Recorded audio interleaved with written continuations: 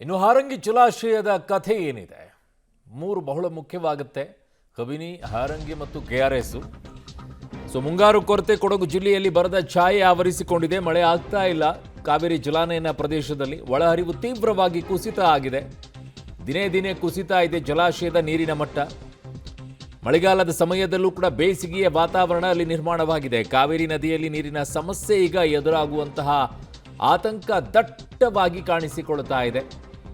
ಇನ್ನೂ ಒಂದು ವಾರ ಕಾಯಬೇಕು ಅಂತ ಹೇಳ್ತಾ ಇದೆ ಹವಾಮಾನ ಇಲಾಖೆ.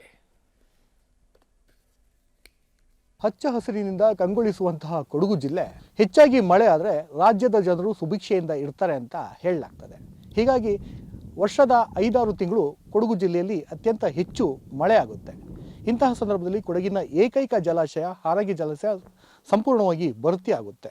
ಆದರೆ ಈ ಒಂದು ಆಣೆಕಟ್ಟೇನಿದೆ, ಈ ಆಣೆಕಟ್ಟಿನಲ್ಲಿ ಸಂಪೂರ್ಣವಾಗಿ ನೀರಿನ ಪ್ರಮಾಣ ಗಣನೀಯವಾಗಿ ಇಳಿಕೆಯಾಗಿರ್ತಕ್ಕಂತಹ ದೃಶ್ಯಾವಳಿಗಳನ್ನು ನಿಮ್ಮ ಪಬ್ಲಿಕ್ ಟಿವಿ ತೋರಿಸ್ತಾ ಇದೆ. ಯಾವ ರೀತಿ ಇದೆ, ಯಾವ ಪರಿಸ್ಥಿತಿಯಲ್ಲಿ ಇದೆ, ಪ್ರಸ್ತುತ ಸನ್ನಿವೇಶ ಈ ಒಂದು ಆಣೆಕಟ್ಟಿನಲ್ಲಿ ಇರುವಂತಹದನ್ನ ನಾವು ತೋರಿಸ್ತಾ ಇದ್ದೇವೆ. ಯಾಕಂದರೆ ಈ ಬಾರಿ ಅತ್ಯಂತ ಹೆಚ್ಚು ಮಳೆ ಕೂಡ ಆಗಿತ್ತು. ಮಳೆ ಆದಂತಹ ಸಂದರ್ಭದಲ್ಲಿ ಸೆಪ್ಟೆಂಬರ್ ತಿಂಗಳ ತನಕನೂ ಕೂಡ ನಿರಂತರವಾಗಿ ಮಳೆ ಆಗಿತ್ತು. ಯಾವ ಪರಿಸ್ಥಿತಿ ಆಣೆಕಟ್ಟು ಇದೆ ಅಂತ ನೀವು ನೋಡ್ಬೋದು. ಸುತ್ತಮುತ್ತ ಇರ್ತಕ್ಕಂಥ ಪ್ರದೇಶ ಇದೀಗ ನೀರಿನ ಪ್ರಮಾಣ ಸಂಪೂರ್ಣವಾಗಿ ಕುಸಿತ ಕಾಣ್ತಾ ಇದೆ. 2859 ಅಡಿ ಅಂದರೆ 8.5 TMC ಸಂಗ್ರಹಣದ ಸಾಮರ್ಥ್ಯ ಇರ್ತಕ್ಕಂಥ ಈ ಒಂದು ಆಣೆಕಟ್ಟಿನಲ್ಲಿ ಇದೀಗ ಪ್ರಸ್ತುತ 2.5 TMC ಮಾತ್ರ ಇರ್ತಕ್ಕಂಥದ್ದು. ಸುತ್ತಮುತ್ತ ಪ್ರದೇಶ ಇದೆಲ್ಲವೂ ಕೂಡ ಬಂಡೆ ಕಲ್ಲಿನಿಂದ ಗೋಚರಿಸ್ತಾ ಇದೆ. ಯಾಕಂದ್ರೆ ಏಪ್ರಿಲ್ ಮೇ ತಿಂಗಳಿನಲ್ಲಿ ಇಂತಹ ಪರಿಸ್ಥಿತಿ ಪ್ರತಿ ವರ್ಷವೂ ಕೂಡ ಕಾಡ್ತಾ ಇತ್ತು. ಮತ್ತೆ ಮಳೆಗಾಲ ಬಂದಂತಹ ಸಂದರ್ಭದಲ್ಲಿ ಸರಿದೂಗಿಸ್ಕೊಂಡು ಹೋಗ್ತಾ ಇತ್ತು. ಆದರೆ ಈ ಬಾರಿ ಇಂತಹ ಶೋಚನೀಯ ಪರಿಸ್ಥಿತಿ ನಿರ್ಮಾಣವಾಗಿದೆ. ಹೀಗಾಗಿ ಜಾನುವಾರುಗಳಿಗೆ, ರೈತಾಪಿ ವರ್ಗದವರೆಗೂ ಒಂದು ರೀತಿ ಆತಂಕ ಎದುರಾಗಿರ್ತಕ್ಕಂಥದ್ದು.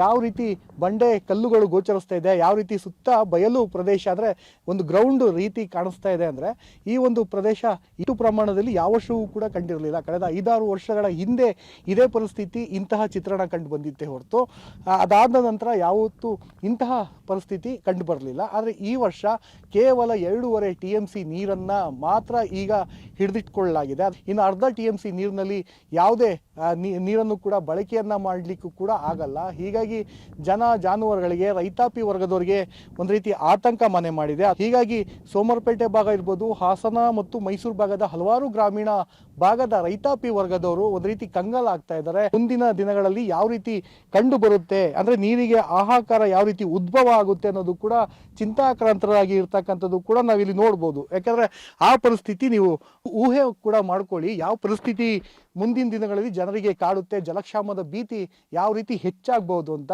ಯಾಕಂದ್ರೆ ಆ ಪ್ರಮಾಣದಲ್ಲಿ ಪ್ರಸ್ತುತ ಸನ್ನಿವೇಶದಲ್ಲಿ ಹಾರಂಗಿ ಜಲಾಶಯದಲ್ಲಿ ಈ ಪರಿಸ್ಥಿತಿ ನಿರ್ಮಾಣವಾಗಿದೆ. ಹಾರಂಗಿ ಅಣೆಕಟ್ಟನ್ನು ಆಶ್ರಯ ಪಡೆದುಕೊಂಡಂತಹ ಜನರಿಗೆ ಸಾಕಷ್ಟು ಗಂಭೀರ ಸ್ವರೂಪ ಕೂಡ ಕಂಡು ಬರುತ್ತೆ ಅನ್ನೋದ್ರಲ್ಲಿ ಎರಡು ಮಾತಿಲ್ಲ ಅಂತಾನೆ ಹೇಳ್ಬೋದು. ಕ್ಯಾಮ್ರಾಮನ್ ಶಿವು ಜೊತೆ ಮಲ್ಲಿಕಾರ್ಜುನ್, ಪಬ್ಲಿಕ್ ಟಿವಿ, ಮಡಿಕೇರಿ.